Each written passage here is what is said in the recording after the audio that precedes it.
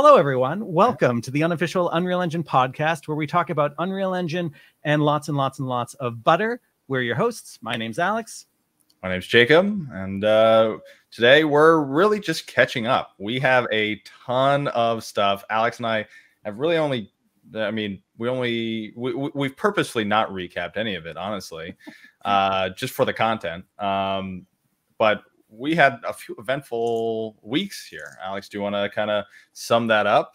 Yeah, I mean, we're both wearing the same shirt right now from Unrealfest. We actually did not see a lot of each other during Unrealfest. Yeah. The original goal was like, we're going to have a bunch of interviews and we're going to sit down with a ton of people. And it was such a busy 4 days, whatever it was, that really we were on totally different paths. So part of what we're going to do today is recap that. Also, I was in Korea for a week, and I'm sure Jacob's been doing exciting things during that as well. I have a MetaQuest Pro now. Oh yeah, I want to talk about that for sure. RTX 4090, and there's all sorts of things to talk about. So this is going to be kind of a free-for-all, just, you know, what we're excited to talk about. The whole goal of the podcast originally was, hey, Jacob, I'm really excited about this thing. Can we talk about it? And Jacob saying like, yeah, let's do that and also record it. So here we are. Exactly. Yeah, I think, I mean, the first thing to talk about, of course, is, I mean, the felt like kicked it all off was Unrealfest. I mean, that was an awesome event. It was in New Orleans for those who didn't hear about it or maybe have watched some of the sessions online. It was my first time in New Orleans. Me too. And so that was an experience in itself. I felt like I got out and tried to see as much as I can, ate lots of butter, which is, you know, the segue we chose for this episode. But it was super eventful. It was 4 days, right? Like we were there for about 4 days. Yeah, and I have to say, thank you, Jacob, for taking care of me from the airport. I was on the phone with the client, like trying to gather my bags, and he like got me into a vehicle with all my stuff. Like, I had two big giant an Escalade pulled up. I just stuffed him in it, you know, tossed him and all his VR gear, just straight in the car. Yeah, so we got in early Monday morning. Monday was just kind of like a registration day, and then it was like 3 jam-packed days of sessions and events and stuff around New Orleans. So it was a blast. Yeah, it really was. And it kicked off the first day, and it was like 8 or 9 p.m. And we had like a registration event, you know, with some drinks or whatever. And I think at that event, I ran into more people than I have since COVID started. It was just a ton of people who either I had only seen online, like only met online, or I had seen them at an Unreal event, you know, prior to COVID, and it just hadn't seen them since. So that was just really awesome, honestly. I had a great time that first night, just catching up with people, and I don't know, it was a lot of fun. Yeah, it really felt like the first real community gathering in a long time. I mean, the last time anything like this happened that I think you and I were both at, of course, was Dev Days in 2019, which was a relatively small New York City only event. Yep. And there were maybe, 50, at most 100 people there. And I think there were over 2,000 people at Unrealfest in New Orleans. And they had to cap the registration. Yeah, exactly. They sold out. And it was people from all over the world, all these incredible communities, people who make YouTube tutorials and work in incredible studios and are part of Epic themselves. And just what a blast to hang out with all these living legends, as we might say. Yeah, for sure. I felt like I met a lot of people. I told you this a bunch. Like, I felt like I was walking around and just like I recognized someone and be like, oh, I watched actually an Unreal tutorial from them, like 8 years ago, and that's why I recognize them. It was cool. It was really cool to see all those people in one place, and also just a lot of new faces. One thing I did notice, even that first night, is that the majority of people I spoke to were not even games people. Like, right. You would join a conversation and be like, oh, what do you do? What do you do? And then there'd be that one guy who's like, oh, yeah, I'm in games. And everyone would just like ignore that guy. Like, oh, what is that guy doing here? Like, whereas, that is not what it would have been, 3-4 years ago, even. Yeah. What were some of the sessions that stood out to you, Jacob? Man, I think the thing is, every time I went to a session, it was always, man, I could go to that session or these other 3 that I also want to see. So I felt like I actually ended up just making way too many compromises in terms of all the stuff that I wanted to see versus what I got to see. I saw a few, I went to a bunch of sessions about, you know, virtual production and media entertainment, because that's kind of my work domain. So I had to kind of justify the expense of the trip by, you know, coming back with relevant information. Like if I came back with a bunch of like Unreal Engine tips, like you told me about Chris Murphy's talk, which I need to watch now. If I had just come back with Unreal tips, people would have not been that excited and been like, okay, Jacob, like we paid for a flight, we paid for a hotel, like maybe you should come back with more than that. So I ended up in a lot of virtual production, media entertainment stuff. That said, there were some really cool things. It just like we kind of talked about on one of our previous episodes with virtual production, everyone's really just figuring this stuff out. Yeah. Like I don't think anyone kind of has the full scope yet. To the point where, you know, people in the middle of talk are being like, we don't really have the tooling or the pipelining necessary to do this, this, and this. Like when that happens, then like we can do this, you know? And that was, honestly, that was kind of cool to some extent. It was cool to see, you know, that this industry is or kind of watch this grow. So I really enjoyed that. I went to a few talks. I went to one talk on geospatial computing, like the Cesium folks, a few guys from, you know, kind of the surrounding industries, and a company called Maxar, who, you know, I didn't know by name, but, you know, they do satellite imagery for like, they did satellite imagery for Google Earth. So, you know, they operate satellites, which is like a whole nother level of infrastructure, which I thought was fascinating. And yeah, I really enjoyed that one as well. Yeah, I think at the end of the day, there's just so much that I wish I had seen, and I need to find the time to sit down and watch more YouTube videos. You know? Yeah. How about you?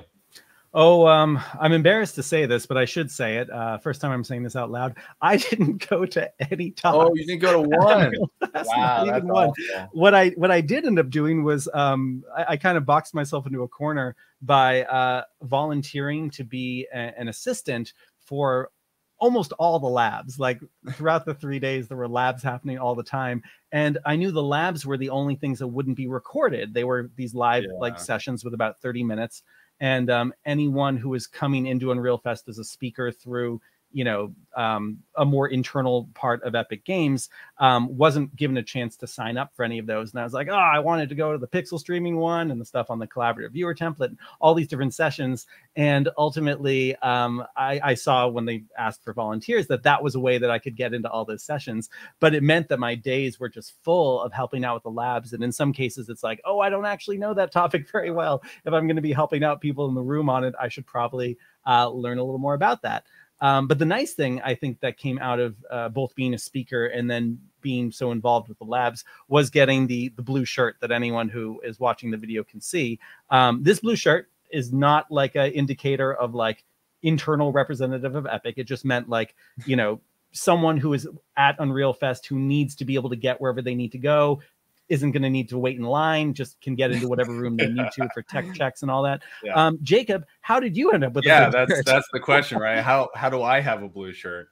Because you know, I did do some instructing for Epic, and I'm no longer doing that. So you might be wondering, hey, Jacob, did you steal one?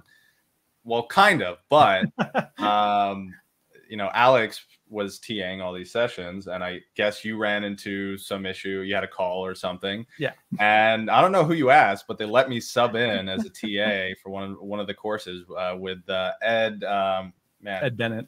Ed Bennett, yeah, who's awesome, by the way. He did a course on procedural geometry, and I subbed in, and I had a great time, honestly. I had a great time because it was cool to kind of be back in that mode, you know, running around, kind of helping people with the engine. That's the kind of thing that I miss about being an instructor is, you know, being hands-on and, you know, kind of guiding people through this kind of journey with Epic or, you know, Unreal Engine. So I really enjoyed that. And I got to keep the blue shirt.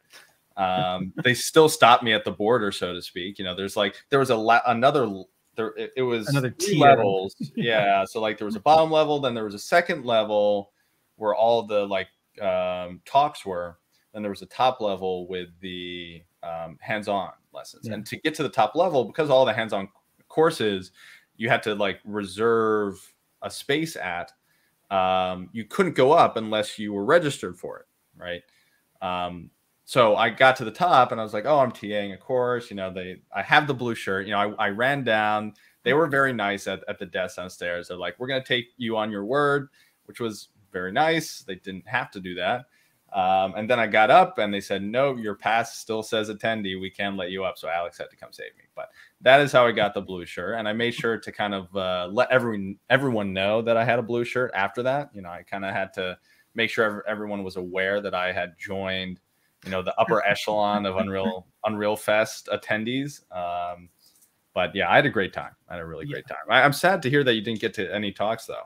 Yeah, I mean, I've been catching up on them. I'll bring that up in a moment. I do want to say though, just like it was super kind of Jacob to sub in for me because I was in a real pickle. I'd committed to TAing one of these courses and really had an important client call at that time I couldn't get out of.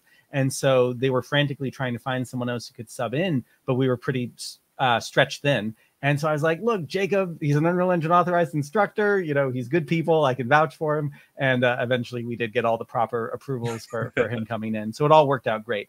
I have been watching, now that a bunch of the Unreal Fest videos have made their way to YouTube, I have been watching a bunch of them and they're excellent. Yeah. I love everything there.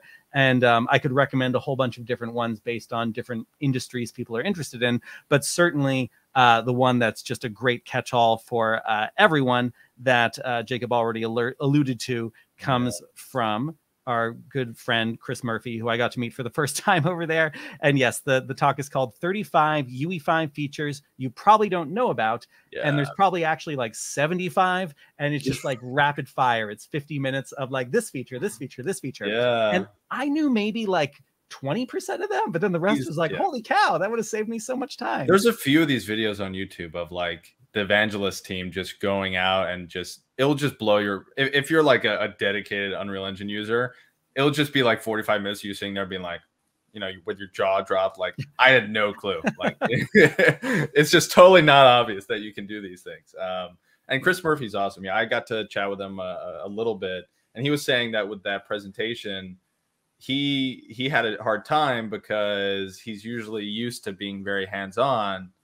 And for that presentation, he had to do everything through slides, and he was all thrown off. But I haven't watched it yet, but I've heard it's great. He did a great job. This might have been fixed by the time anyone sees this video, unless you're watching it live on Twitter right now. If you go to the actual Unreal Engine page, there's a bit of a problem with the video where the video is mostly on Chris during the video, so you don't actually see the slides, but he was also part of the full live stream. So if you find, I think it's day 2 of the live stream, that in that big giant 8-hour chunk, if you navigate to the part where Chris is speaking, it is actually just showing his slides during that presentation, so you can get all that meaty goodness there. Yeah, that's awesome. So what else has been your favorite from those?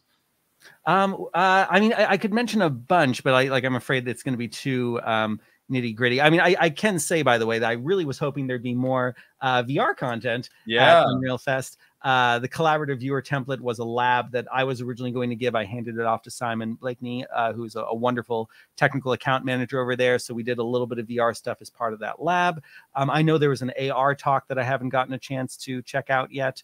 But then, yeah, I guess I haven't even really said directly yet. I gave a talk about virtual reality. It was called OpenXR in UE5.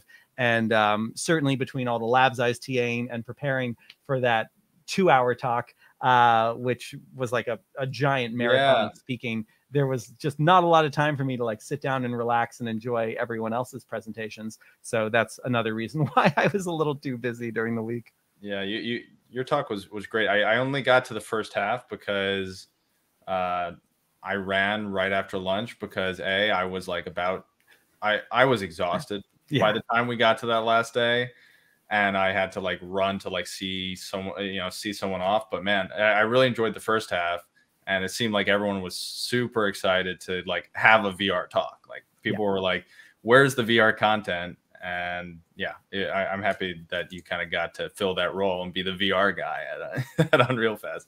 Yeah, which is tricky because kind of like with this podcast as well, it's very tough to also toe that line between saying like, I do work for Epic and I teach for Epic and I know all these things about how to use Unreal Engine well. I am not an official representative of Epic. So when you get people asking like very direct questions about like when will this feature be released? And it's like, I can speculate, but I don't know.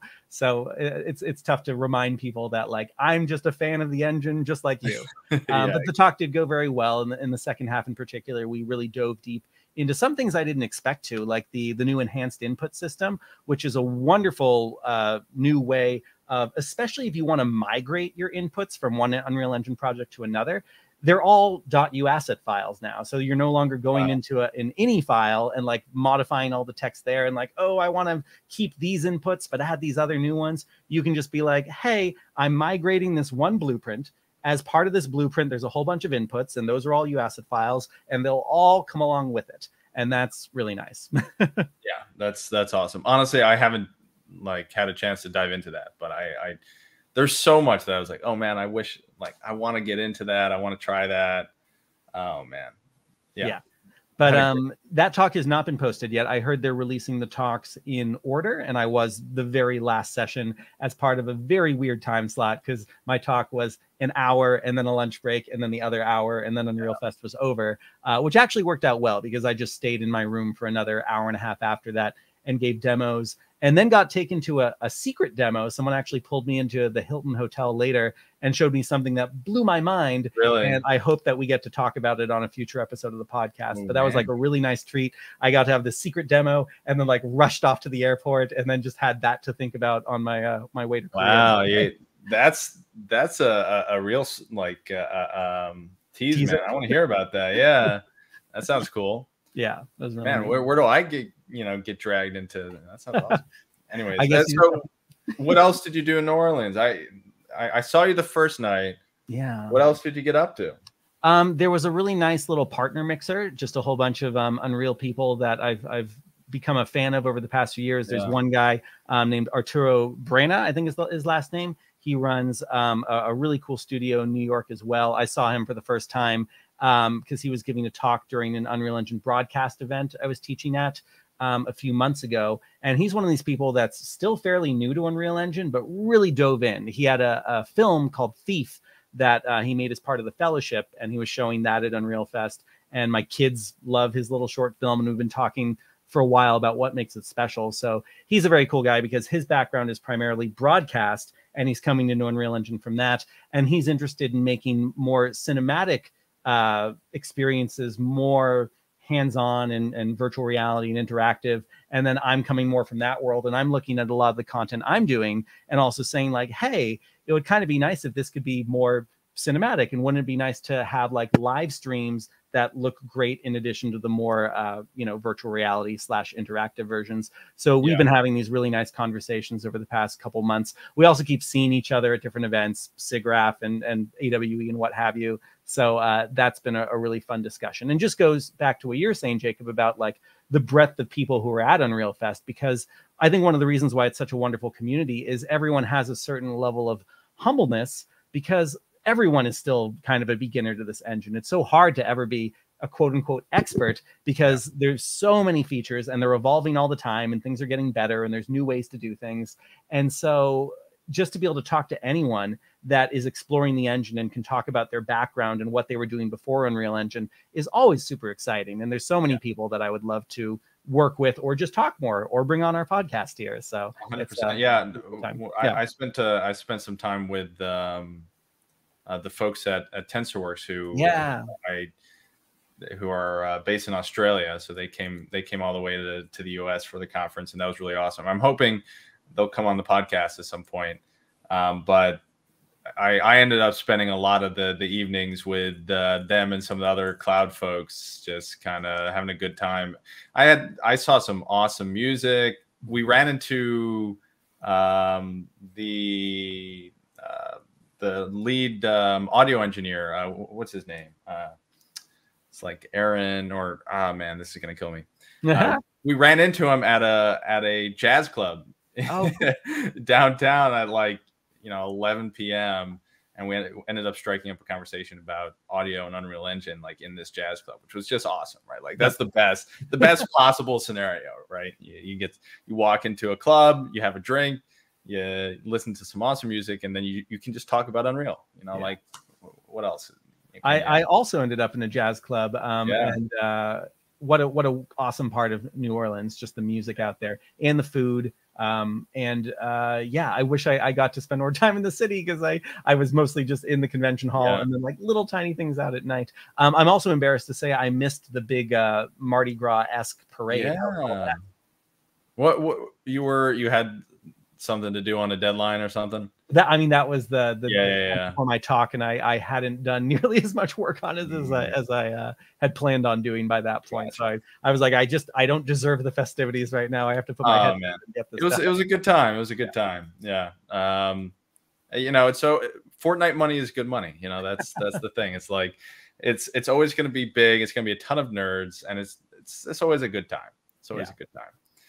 Man. All right. So that was Unreal. I mean, that's really just a pretty brief recap of Unrealfest, but what was your key takeaways from the week? Like what give me one or two things that you felt were, you know, really impactful about that time. The key takeaways for me were that everyone wants to help. Everyone is eager to hear about anything you're working on and how they could work together to make it better. I mean, to bring up the TensorWork folks, for example, like I was peeking into that lab session because I was TAing another one, but then talking to Luke and some of those folks afterwards, I've now had all these great follow-up conversations with them, and we're discussing all these new features that we could either add to the official Unreal Engine pixel streaming plugin or start to potentially do as like a fork of their GitHub or something like that. And there's a number of instances of that, of just people who realized that there was some way I could help them or they could help me. And it's just all about that community building. So to see all these people in person, especially how many of them I had met before, but only in a virtual capacity.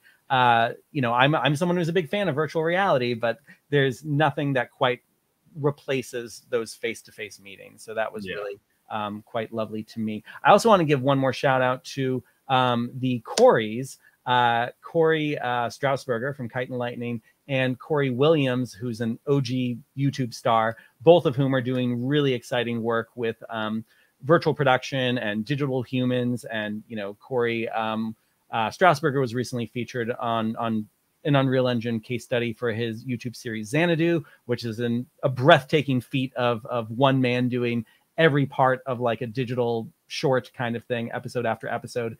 And Corey Straussberger has a new company called Taiyaki Studios, which is trying to develop digital characters for people to bring across different platforms, including Unreal Engine.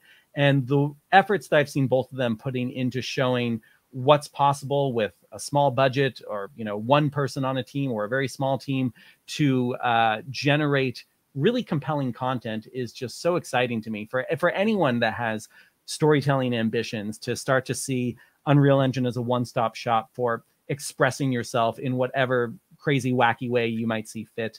That's something that I really came away from Unrealfest thinking like, wow, these tools just keep getting better. And yeah, between the tools themselves and the community of people who want to help everyone learn those tools, I just feel like we're in a time of an embarrassment of riches, I guess you could say. Yeah, honestly. I felt like the biggest thing that I walked away with was that this thing is just moving faster than like any of us can fathom. You know, it feels like every time you log in and you look at, you know, the Unreal Engine like Git repo or whatever, like so much has changed. Yeah, and there's so much new stuff, and there's so many cool things going on that like it's just like it's getting away from everyone. Like there are I would imagine very few people who still have like a full picture of everything that's going on inside this community, even inside just like the technical parts of this. Like I think it's just nuts to kind of witness. And I really got the feeling that a lot of people there, compared to kind of the sorts of, you know, kind of vendor specific conferences that you might see elsewhere, like everyone was having a great time because they don't have to pay for Unreal Engine. Like that's like, I think we really kind of underestimate how big an effect that has. Like everyone there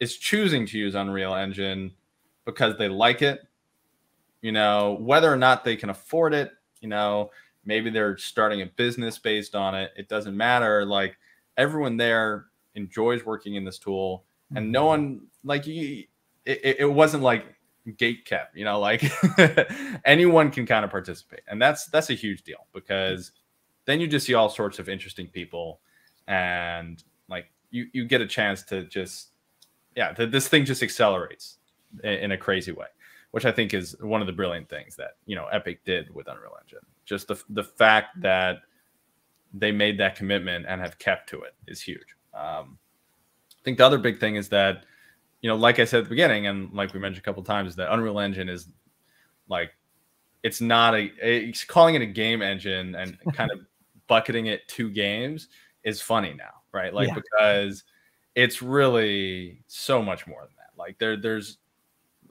I mean, I would assume, and I think they throw this up on a slide at like the keynote, that 55 to 65% of the licensees or something like that are for games. And that might sound like, oh, that's a lot, but no, it's a game. Like if you looked at this, you know, 10 years ago, it would have been, you know, 89, 90, 95%, you know. So Unreal Engine really isn't a game engine. It's something else, right? And it's really kind of fascinating to see that. Those were my key takeaways. Yeah. Pretty cool event. I hope they do it again. Yeah, 100%. And I'm sure they will, honestly. I think everyone had such a valuable time there.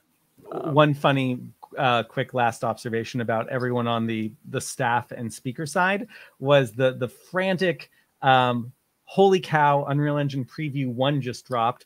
I guess we better try to include some 5.1 content in a talk that I originally created for 5.0. And then the first day of Unreal Fest, Unreal 5.1 Preview 2 came out. Now everyone's like, oh, I was going to give a live demo. Do I try to upgrade to Preview 2? Is it going to be more stable? Is it going to crash? That was just a hilarious scampering going on behind the scenes. Yeah. Man. All right. We better keep moving here, because we got a lot to talk about. We have a lot to talk about. Okay, so tell me about Korea. So you flew pretty much straight from New Orleans to Korea. Tell me what that was about. So I was invited very generously a few months ago to be the guest of honor, the international speaker extraordinaire for an event called the Seoul Performing Arts Festival, which takes place every year. It's the biggest live arts event that happens in Korea. It takes place over a month. There's all sorts of live shows and talks and workshops. And originally, I thought the idea was that I was just going to go for a little talk. Great, fantastic, no problem at all. But then as the discussions went on, and there's some, you know, translating going on during this, I thought that words were being used interchangeably to suggest, like, yes, we want you to give a talk.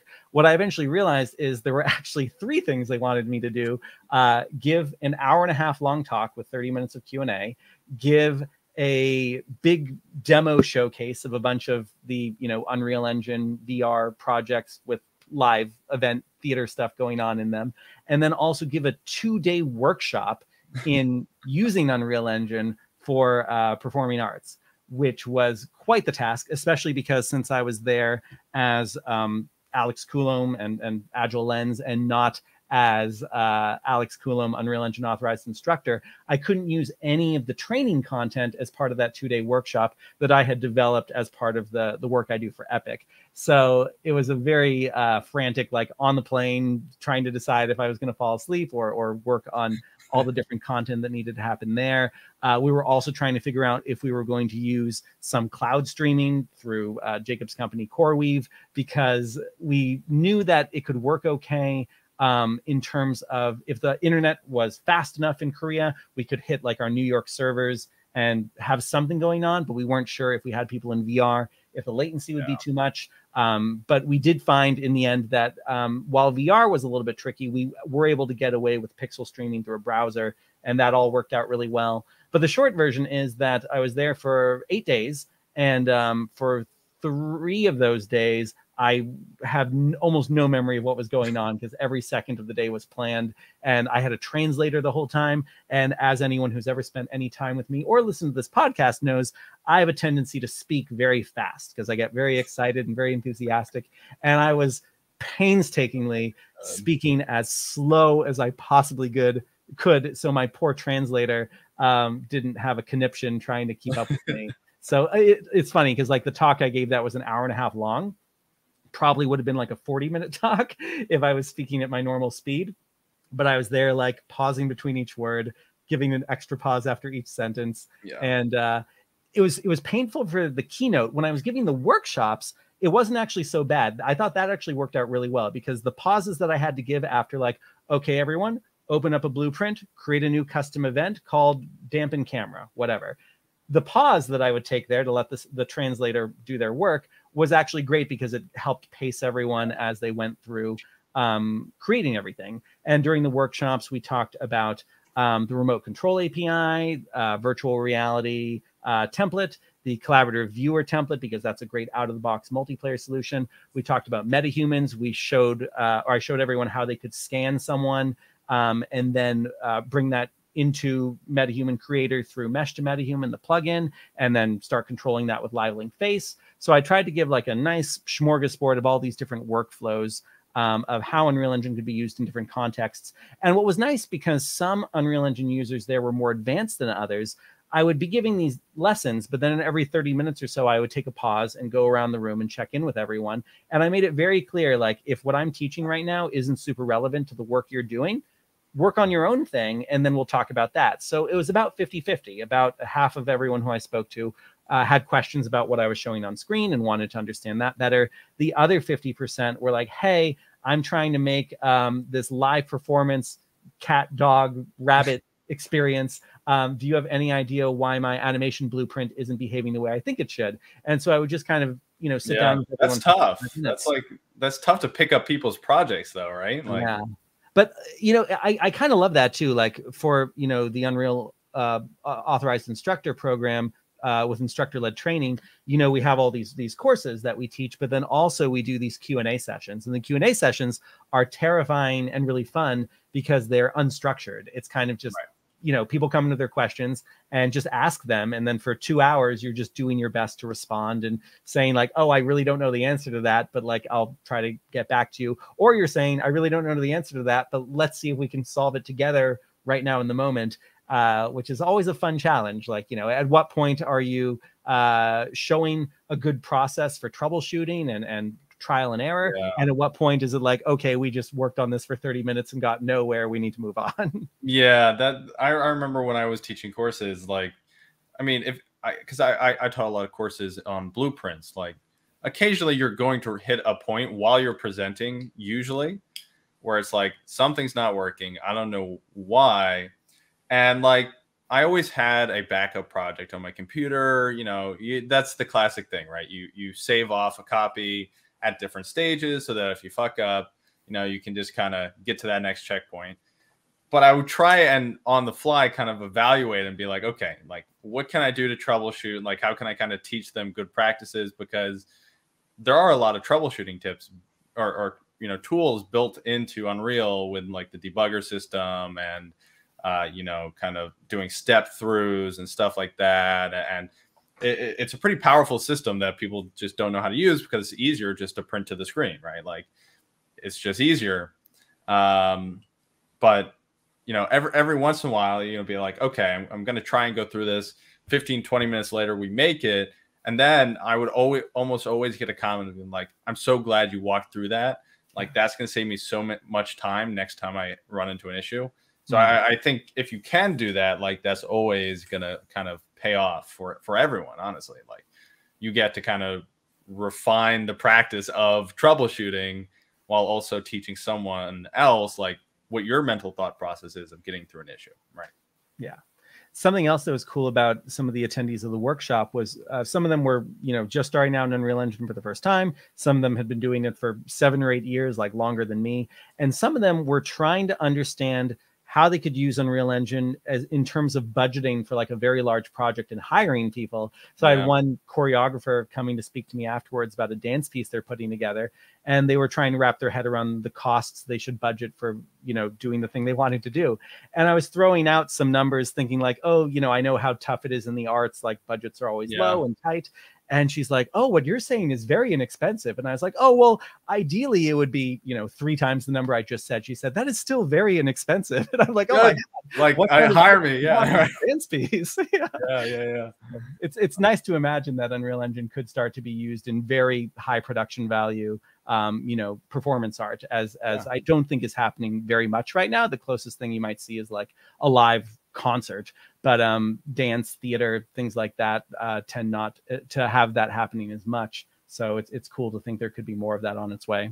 Yeah, for sure. So I saw at one point you were giving a talk in like some sort of silo. Like, what was that about? It was really cool. And I should show some pictures of the different places I was at. So everything that I was doing for the Seoul Performing Arts Festival was in a place called the Oil Drum Event Center or something like that, or the Oil Drum Arts House. And they're literally these giant freaking oil drums that are decommissioned and repurposed to be these event spaces. So the first one where I was giving my showcase and my talk in, they just converted it all to like concrete and glass, and that one's like beautiful, and steel. And then the one I was giving the workshop in, I think they left it all as this like original, copper metal. And the acoustics, the feeling of the spaces was super cool, and I loved being inside spaces like that while speaking. Similarly, because in addition to those spaces, there were so many awesome things I saw while in Seoul.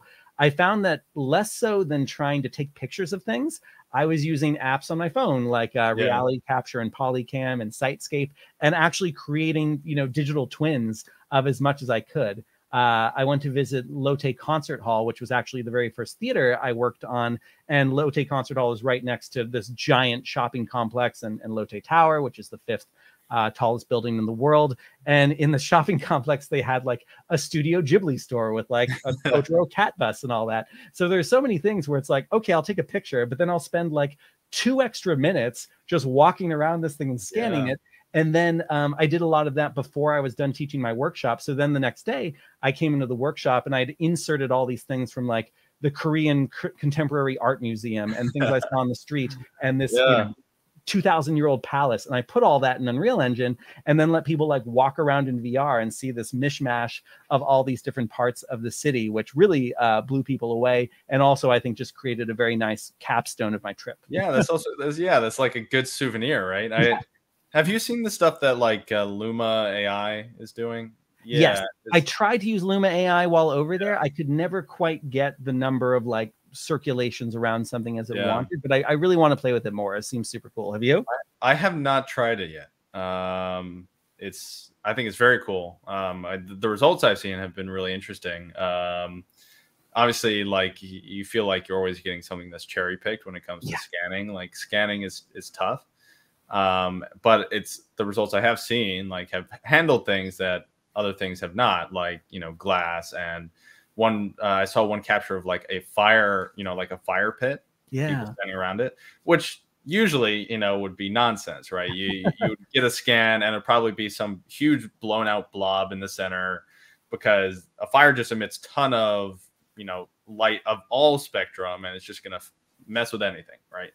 But no, it like you spun around and it was like, it didn't look like a perfect cartoon fire, but it was contained and it looked nice.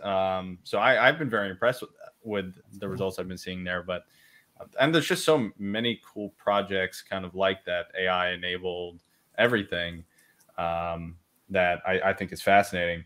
And I'll actually probably throw out one during our shout outs later. So we'll get to that. But yeah, I think that's so cool. So what are you scanning with when you're just walking around? Just my iPhone, just an iPhone 12 Pro Max, and trying to keep a battery with me so it doesn't die. I didn't have a SIM card most of the time I was there, so I was really at the whim of whatever public Wi-Fi I was getting. So you're just taking pictures and then you put it in what? Yeah, so the different apps work in different ways. So, and we should draw a slight distinction here between like LiDAR and photogrammetry and NeRFs, neural radiance fields. I think Luma AI actually uses NeRFs, but things like Polycam, they can use like the LiDAR sensor on the back of like an iPhone, and it'll actually mesh geometry in real time. It tends not to be super accurate, but it's a great way to get like the basic dimensions of whatever object or space you're walking around. then yeah, things like Sitescape will create like a point cloud, and that can also be meshed if you want to, or you leave it as a point cloud. And then things like Polycam can also allow you to take a whole bunch of photos, which is classic photogrammetry, and then you can upload all those photos to the cloud, and then it processes them all and spits back out a 3D model where if you did a good job and your photos weren't blurry and you got enough angles, you can get like a chef's kiss, very beautiful 3D model of a space or an object. And for the most part, yeah, that's what I was trying to do whenever I could. Yeah, that's awesome. Just an aside, side story, we're opening a new office in Jersey, and we have this bright blue wall. And when I walked in, I was like, oh, this is perfect. So I brought out my phone. I opened up Skyglass, which I think we talked about on an episode. I opened up Skyglass, and I had our CEO standing like next to the wall. And I was showing everyone, hey, this is being pixel streamed, and we're getting this awesome. And it worked great. It was super cool. Sorry, that's a side story that I have to bring up. But that's awesome. So, like, how did you enjoy South Korea? It was great. And unlike New Orleans, once I was done with my talks and workshops, I actually did have a couple days to explore the city. And my hosts were so generous. Like anytime I wanted to go somewhere, they're like, we're happy to like send you a taxi and take you from point A to point B. And they gave me like a per diem, so I had cash all day to do different things. But I got to go to a theater show, which was a dance piece using Rococo and motion capture and all that, which was super cool. Although funnily enough, their Rococo suit was broken. I was supposed to bring our Rococo suit. Our Rococo suit was broken. This team is called Geoi Immersive, and they do incredible immersive theater over there. I actually first heard about them because they translated a piece called Welcome to Respite, which is a beautiful VR chat, VR theater piece. And they took it from English and the Ferryman Collective, who made it over on the West Coast in LA and made it work in Korean. But they were a big help the entire time I was there. And the food they took me out to was amazing. The theater show we saw was amazing. Just walking around Seoul as a city was incredible. It's such a safe, comfortable walking city with a really diverse set of buildings and neighborhood feelings. And I just never had a dull moment. It was a really good time. And I should say I never had a dull moment, but I also was able to just be like, I have an hour free now. I'm just going to walk that way for a bit and kind of see what I stumble upon. And that was really lovely. That's awesome. It's really cool. That's how I ended up at places like the Contemporary Art Museum, which were beautiful. And to scan a bunch of the pieces in there was also a blast. Some people saw me also taking some of the pieces and like using my phone, just starting to mix them all together. And they're like, how are you doing that right now? That seems impossible. That's cool. That's cool. Awesome, man. So, okay. So how long were you there? You were there like I was there for 8 days. Yeah. I just got back a week ago, or almost a little over a week ago, late Saturday night. And I'm almost back on East Coast time. Not quite. Yeah, sure.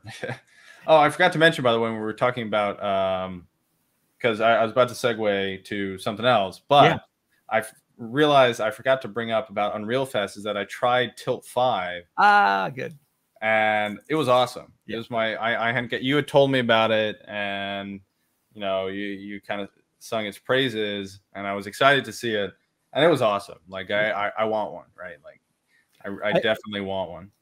I love how Guerrilla Rogue style Tilt 5 is. Like they did not have an official booth at Unrealfest. They had a guy, Ryan, who is just kind of going around and popping up in different places and like pulling out the Tilt 5 board and just giving demos, which I thought was delightful. And yes, Tilt 5 is amazing. Jerry Ellsworth, the CEO, is one of the smartest people I've ever met in the world.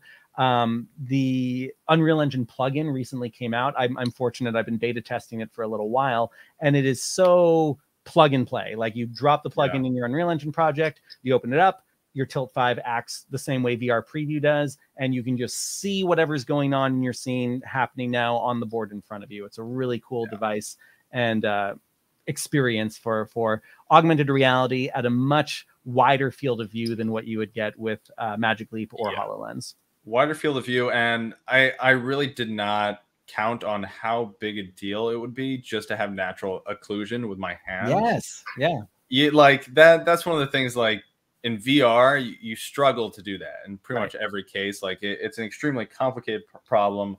I haven't tried the new Meta headset, but you know, it's so complicated when you're in VR, and you have to account for so many things, and it becomes difficult, especially if you want to do like AR, MR, you know, all that kind of stuff. You want natural occlusion, but it was just like, no, you just put the glasses on and like your hands are there, and it all of a sudden it just clicks. It's just awesome. Yeah, and for their target market, which I guess is primarily like, you know, tabletop gaming, I think it's just brilliant. Like, I mean, 100% I'd rather be doing that than a board game, and it's not uncomfortable, it's not heavy, you know, it just makes so much sense. Yeah, and I love the way that they're very focused from a marketing angle on tabletop gaming, which I'm a huge fan of. I used to design board games in all of my free time back in the day. We could talk about that. Actually, funnily enough, the very first conversation I had with Jerry was, I had no idea who she was, but she asked if she could interview me about some of the board games I made. And I'm like, sure, random lady. And I didn't know about Tilt 5 or any of her work. And that was a really cool introduction. But in addition to tabletop gaming, I think the device and the setup, it's so easy to look at it and also think like, oh, the utility here for ArcViz and looking at like a site model, the utility here for tabletop theater, or looking at an automotive, you know, design, whatever, is really endless. So I really wish them the best. And I have 3 Tilt 5s here at my house. And so I'm looking forward to send me one. Sorry? If you want, someone can send me a Tilt 5 if they want. Ooh, cool. I will accept one. I don't have enough followers though. So if you know, if you want me to have a Tilt 5, follow me on Twitter. Yes, and make sure to send the board too, because I have 3 sets of Tilt 5 glasses, but only 1 board. So, you know, right now everyone has to gather around that single board. That being said, you can also buy like a very cheap retroreflective material on like Amazon or something. I got some for $20, hung it up on my wall, and that becomes this wonderful extension to your Tilt 5 gaming area.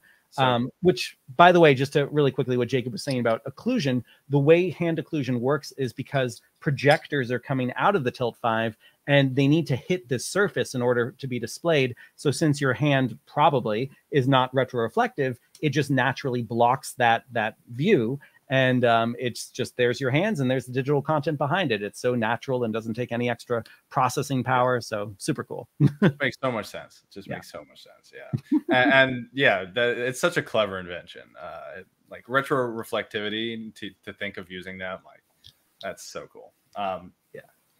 Yeah. And anyway. I encourage people to find like the podcasts where Jerry goes into detail about all this. Like the short version is that this was something she did by accident while she was working at Valve on, at first, their VR initiatives. And she had some projectors that were in backwards. They were supposed to be going into her eyes, and they went out, and she saw it reflecting off of something. And, you know, the rest is history. So pretty cool. So cool. Yeah. So to segue to what I was originally going to segue to, you have the new Meta Quest Pro. Yeah.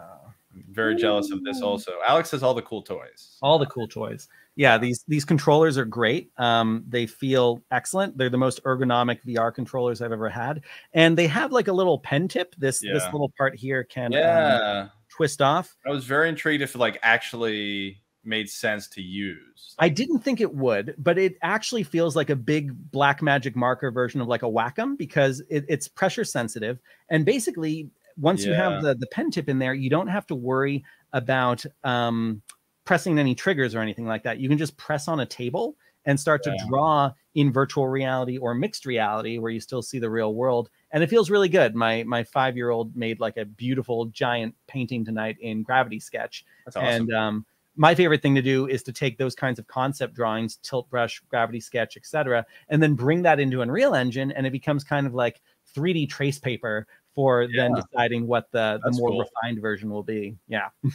I mean, it reminds me, I think we talked about, actually, I can't remember where I heard about this, but I know you were talking about at some point, just about how in like Tilt Brush and all the like art, the classic VR art programs, you know, there was like 2 or 3 things that everyone would do when they put on a headset and Tilt Brush. The first thing that I saw was sign their name was one. Like they would either sign their name, they'd draw a smiley face, or they would just stand there frozen, like not knowing what do I do. It was one of those, right? Like, and it never did I see someone just instantly start doing 3D everything.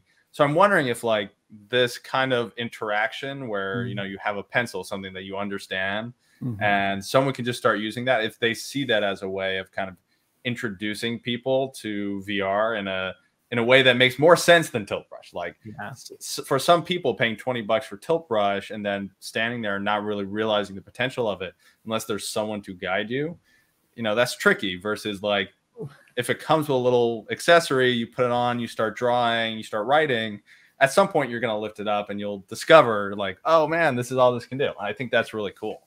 Yeah, you're triggering the part of me that always wants to rant about skeuomorphism and how, especially with these emerging mediums like virtual reality, there's certainly a benefit to starting with things that are familiar. You know, everyone knows how to use a pen or how to use a internet browser, which is great for introducing people to these worlds. But then at a certain point, someone like me who's been in VR for 10 years now gets very frustrated when something doesn't take more advantage of the possibilities of virtual space and the digital medium and stops at something like that. So like, I have no problem with starting with like, yes, let's draw on a real table with a real pen, but then you also have to like take advantage of being able to draw giant skyscrapers at scale and fly around and, you know, use all sorts of materials that would be impossible to use in the real world. So it can be both, ideally. Sure. So, okay. I watched some of your informal review of the MetaQuest Pro. Give me some of your hot takes on this device. Like, what? Yeah, I can sum it up pretty easily. It's a beautiful device. It fits very comfortably. It's actually a great developer kit for both the future of wherever Meta is going, but also augmented reality and mixed reality. I think anyone who's going to be doing something for Tilt 5 or Magic Leap or HoloLens, like this is a great place to start to prototype that, because to me, the color pass-through cameras are totally serviceable for looking around your environment and placing digital content in it. I was also making the observation the other night that if I'm trying to get some work done, I like to actually have my television on. And it's tricky if I'm doing that in full VR, because every time I put my VR headset on, I can't see my television. Alternatively, I've used plugins before where I'll put like Netflix on in VR, but I'm in and out of VR all the time. And I realized all of a sudden that the mixed reality pass-through was good enough that I could just leave my television playing. And as I come in and out of VR, I could still like see enough of what was going on to feel like, okay, I'm not missing too much of the story. So it's a comfortable headset. The battery life dies pretty quick. The controllers feel amazing. Yeah, I was shocked by that. You said it's like an hour and a half? Yeah, it's pretty quick. And it depends, of course, what kind of application you're running.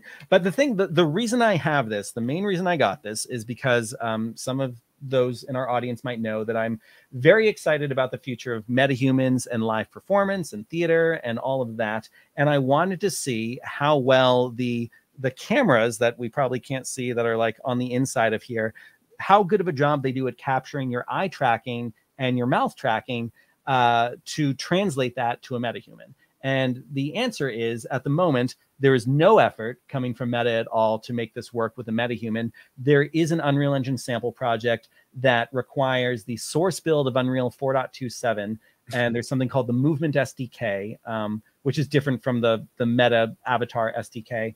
And there's like a very generic alien avatar in there that actually, to me, had very impressive facial capture. I felt like a lot of subtle motion with my eyes and mouth and whatnot were being captured there. In addition to I could use hand tracking. I could use, the controllers if I wanted to and get almost a Valve Index level of hand tracking. And it kind of knew what my upper body was doing, though we're nowhere near the point of like, we have legs yet. Yeah. And so I started down the path of trying to translate this over into metahumans, but it's really like a backwards manual process. There's just no real connection between how metahumans work and how the Meta SDK is working. So I'll get there. But for the moment, actually, I just have to give a shout out to HTC, because this is my Vive Focus 3 dev kit.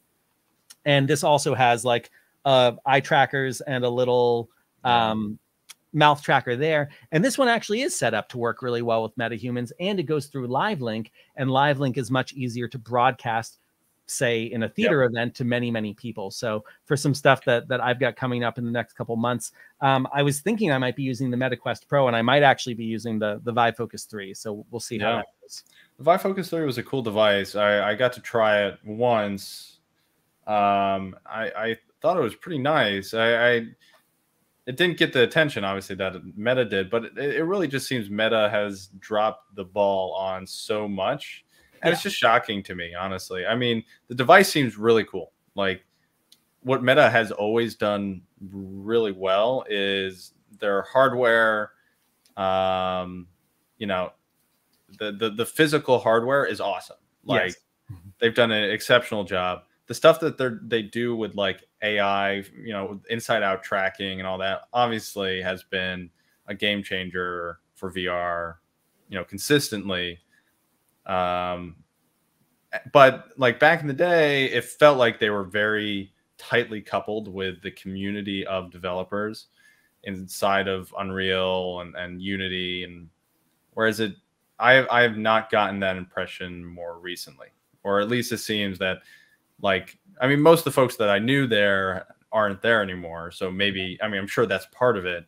But the stories I have heard is that, like, besides like the link cable and some of the like kind of ease of use stuff, it hasn't progressed the way people kind of expected it to for such a big company. Yeah, and I mean, going back to our discussion about what a lovely event Unrealfest was, I mean, that's how Oculus Connect used to feel back in the day. And now it's just a streaming event. I was very surprised by how wooden and overly scripted everything at Meta Connect was this year. I can't remember if we've already talked about it. I couldn't even watch it. Yeah, I can't watch it. Yeah, it just felt very like, and now we are going to present this. Isn't this great? Yes, it sure is, Mark. And there's no real value to that for me. And so, like exactly what you said, just to echo your sentiment, I think it's a incredible device. The hardware is there, the potential is all there. It's very poorly marketed. It's not worth $1,500 unless you're a dev who's really diving into where all of this is going to be.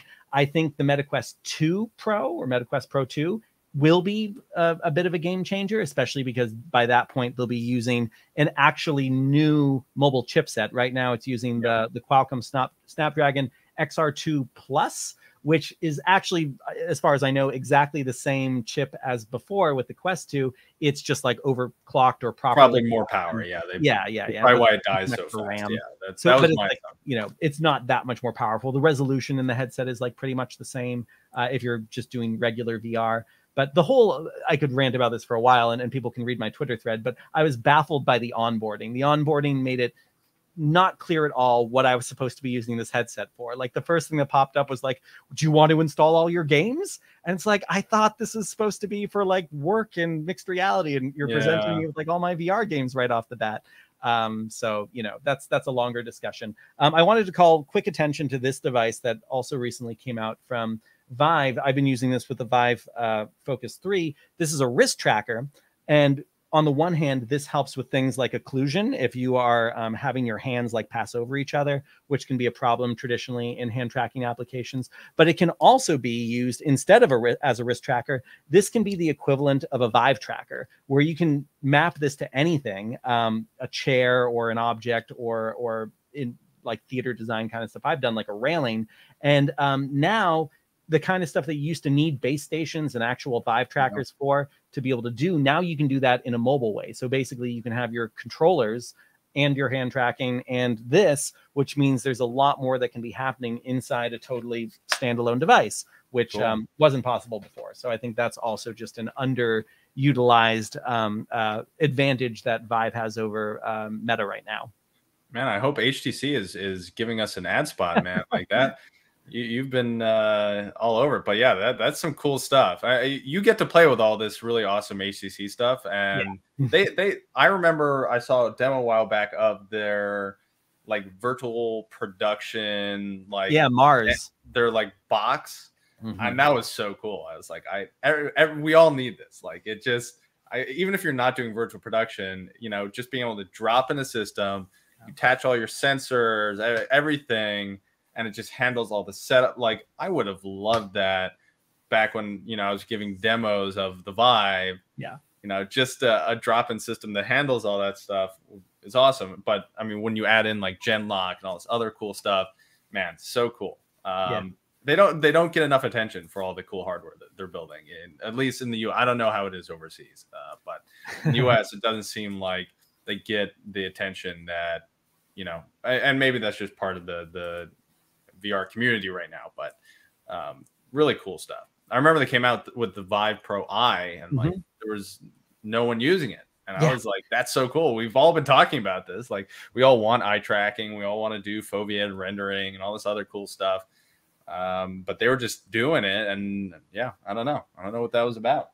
Yeah, I agree. And I understand now, like, foveated rendering, of course, had this huge promise at the beginning, like, oh my goodness, you're only going to render just what you're looking at. That's going to mean like 300% reductions in the amount of rendering being done. As I understand it practically right now, even the best eye tracking with foveated rendering is only giving about a 30% bit of savings, because there's still like a fairly wide amount of space that still needs to be rendered to make up for like latency with eye tracking. Yeah.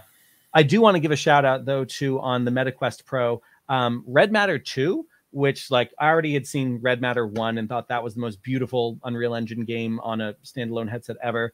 Red Matter 2 came out a couple months ago. Oh my God, even better. But then with the MetaQuest Pro, they did release a proper version with eye tracking and foveated rendering.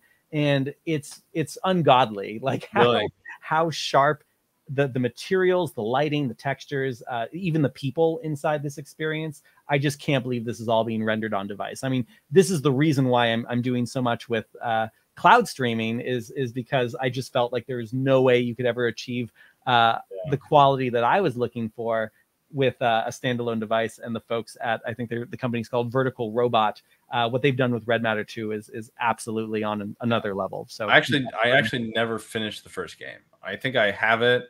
I think I started it, but I need to finish it. And I actually had no clue that there was a second game out. I have to check that out. Definitely have to check that out. Looks even more amazing. that's hard to believe. Yeah, I know. I think they're using like a hyper customized version of Unreal though. Like they've dug into like all the shader code and changed a whole bunch of stuff. I keep waiting for them to release like a marketplace pack or something like that. Yeah, that'd be so cool, right? Oh man. Yeah. So do we want to move on to some shout outs for the week? Let's do it. All right. After you, sir. Sure. Yeah. I mean, I've been working a lot on, well, a bunch of stuff. One of the things that's been catching my eye more and more, and I alluded to this earlier, what are the kind of new AI use cases that are coming about in Unreal Engine. There have been a ton of really interesting projects all over the place, from drop in AI, NPC conversation bots, all the way to like, AI generation with things like, the geometry scripting, right? But one of the cool things that is interesting, because the company I work at called CoreWeave, we do a lot in media entertainment, which is kind of the stuff I focus on. But we also have another side of the house that focuses on AI, machine learning stuff. And every once in a while, it's cool when they cross. And so one of the big things that's been happening more recently has been with Stable Diffusion, people starting to use it in Unreal Engine. And there's been a few really cool projects that I just have been absolutely baffled by, how quickly people took to taking this open source project. I guess I should take a step back and kind of introduce people to Stable Diffusion. So if you haven't heard about this, it all started because Meta, right, released, why am I blanking all of a sudden? What was their text to image? Oh, sorry, that was OpenAI, wasn't it? Oh, sure, yeah. DALL-E, sorry, yeah, they released DALL-E 2 or 3, I can't remember, and that was this huge improvement of text image. So you put in a prompt, and it gives you this fascinating image. I'm sure everyone has kind of seen this to some extent, right? Well, that model, as well as Google's image gen, those models, they belong to the respective companies. So like OpenAI owns DALL-E, and image gen is owned by Google, and you kind of needed to sign up on a wait list. And then these guys at Stability AI went and trained an open source version of a similar model, using a very similar data set as well. and they released it open source.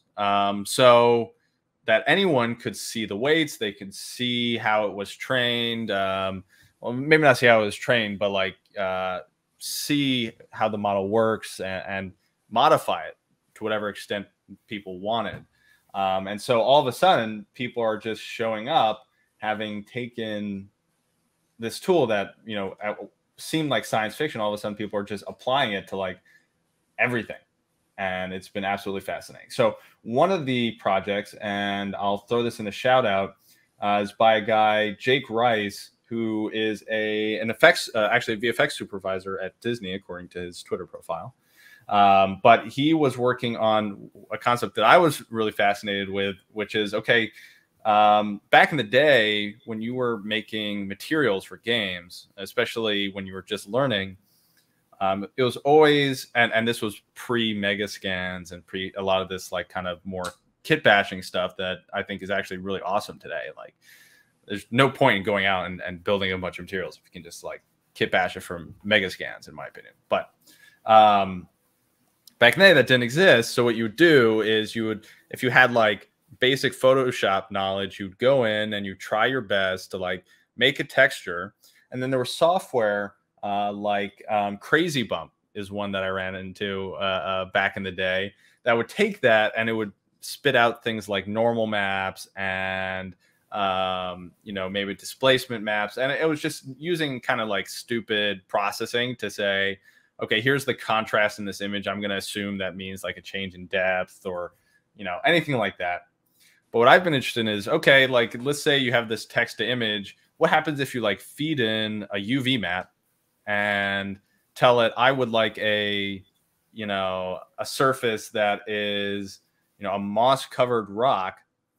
Can you get something out where it actually, can you train it at least to get something out where you have a material that is cohesive to the UV maps that you apply, right? So you take the topology of an object, you can even encode like 3D space into the image. We talked about actually image packing in our previous episode, kind of encoding data in image data. Well, you could take that. Let's see if you could feed that all in. Could you get something cohesive? Well, this guy, Jake Rice, is working on it, and he's been posting some cool updates more recently about some of the results he's gotten.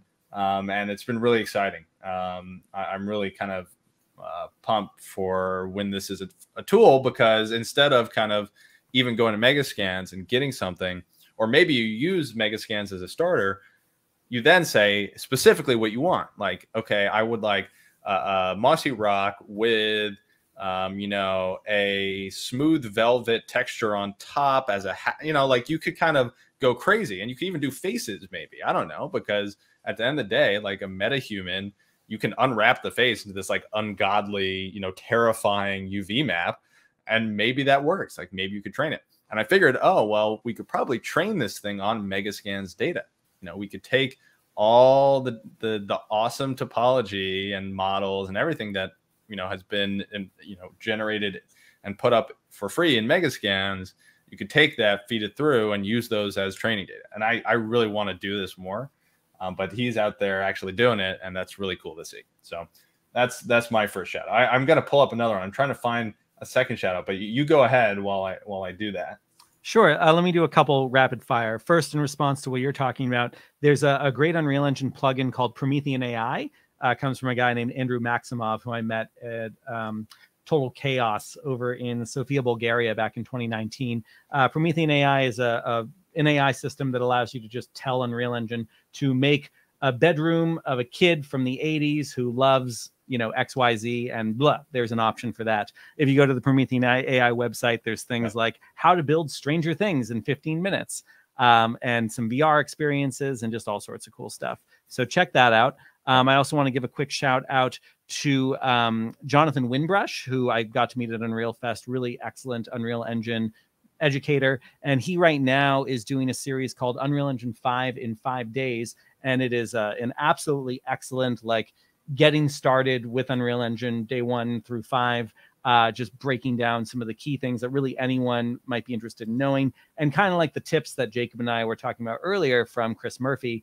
Even if you already do know Unreal Engine, I bet if you watch a little bit of Jonathan's series here, you're going to see things that you had no idea were even great. So never a bad idea to go back to the fundamentals and just see if there's anything you've missed in building up the foundation of your knowledge in Unreal.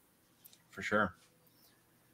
Cool. I found my second shout out here. So there's been another really awesome project by this guy on Twitter at ScottyFoxTTV.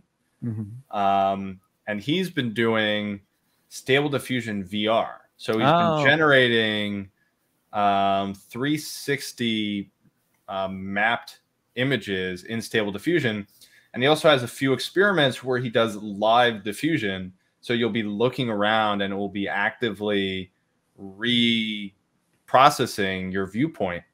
And it's an acid trip is what it is. Like it's nuts. Everything's warping and kind of re-result. It's really so cool. I would definitely recommend you check out his profile.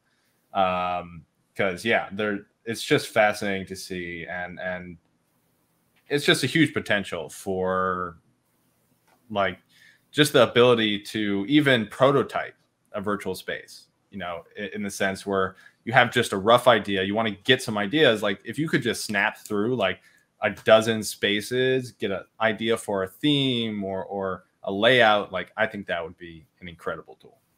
That's super cool. Awesome. A couple more. Let me give a shout out to William Fauché, who really needs no introduction. He's been a skyrocketing rock star in the Unreal Engine community, but it's been a while since he released a video, and now I know why, because a couple days ago he came out with one called Capturing Lofoten in Unreal Engine 5.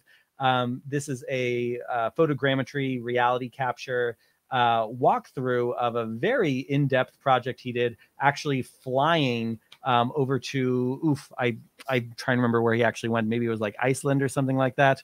And scanning, or by scanning, I mean taking like hundreds and hundreds of raw high-res pictures of a couple different places.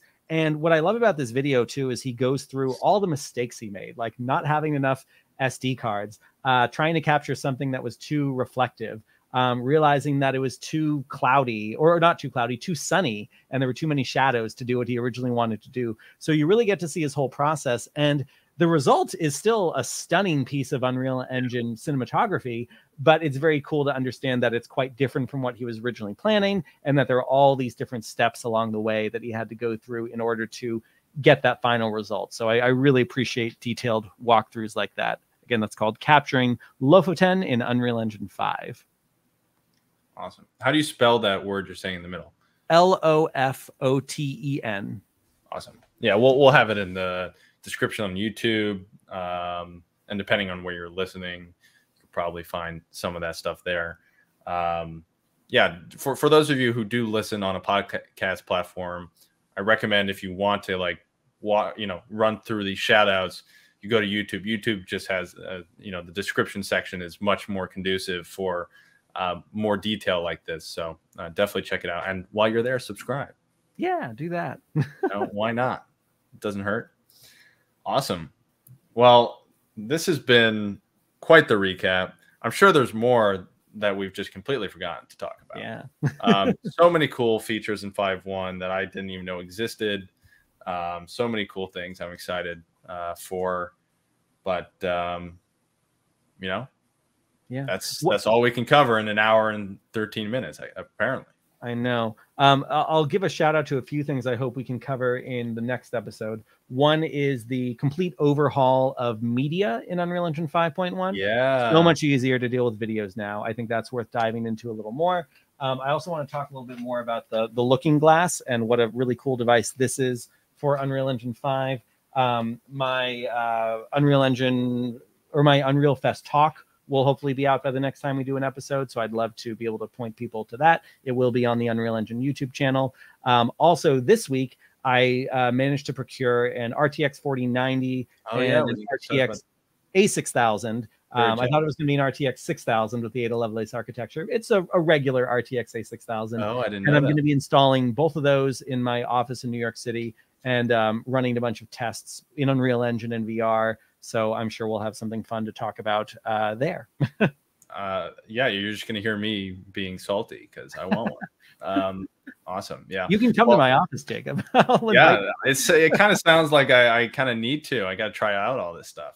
Yeah. Well, anyways, folks, we will catch you on the next episode. Until then, like, subscribe, rate, whatever it is. It really, we appreciate it. We apologize. There's been such a wide gap between episodes. This thing is hard. We didn't realize how hard it was to keep on a production schedule. But hopefully in the coming weeks, we can kind of get back to a more normal schedule, at least until like another conference, right? Like, I don't know if you're going to CES or any of these others, but I might. I mean, a preview. I can't say anything, but I might be at CES because of something new on the way that cool. I might be a part of. Oh man. Oh, is that the back room talk? Oh no, that's speculation, by the way. I don't know. I don't know. I hear you. Anyways. Yeah, and and also those of us who are watching us or listening might notice that we're doing kind of a different platform every week. We've tried StreamYard and Zoom and all sorts of different things. We did our Azure Connect episode as well. And what we are going to be doing soon, hopefully by our next episode, is using a really cool studio setup from Light Twist, and there was like a little screenshot of our last tests with that in my Unrealfest talk. But I think that's going to be really exciting, and we're already very grateful for everyone over at Light Twist who's been helping us get up and running with that. So looking forward to showing that off more. Yeah, awesome. Well, we'll catch you guys next time. Thanks, everyone. Bye.